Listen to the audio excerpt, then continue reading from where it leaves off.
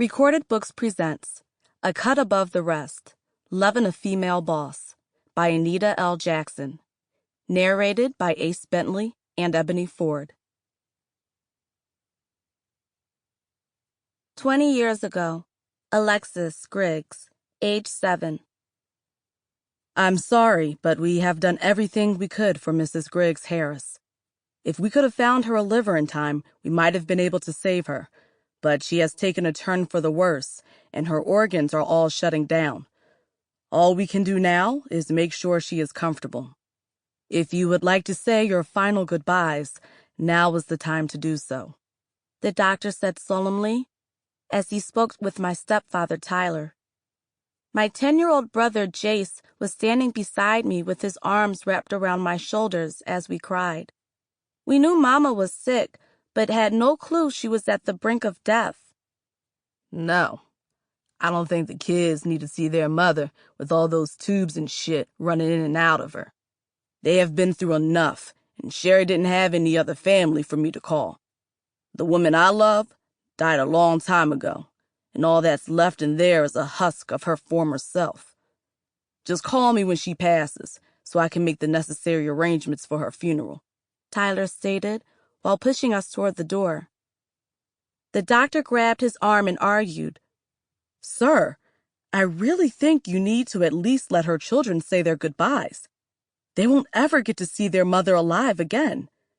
Please, Mr. Harris, if you don't want to see her, I understand. But please reconsider allowing your children the ability to say their piece so they can grieve properly. Tyler ignored the man and pushed us out into the hallway. Jace stopped, turned to Tyler, and screamed, I want to see my mama! I don't give a fuck what you want. You are not going in there, so stop your punk ass whining, and let that be the last time you raise your fucking voice at me. Now we are leaving, and neither one of you bet not say shit until we get home.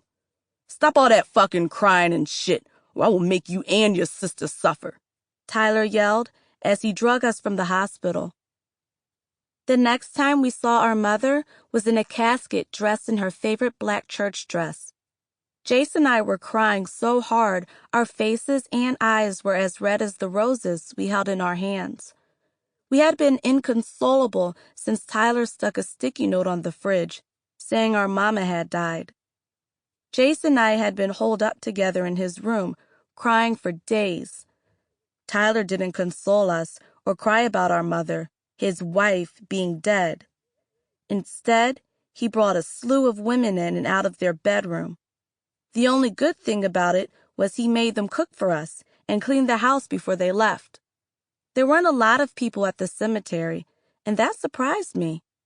Everyone loved my mama because she was sweet and giving. She was a school teacher and very active in church. But the only people here at the cemetery were us, my stepfather, and Mom's best friend, Belinda.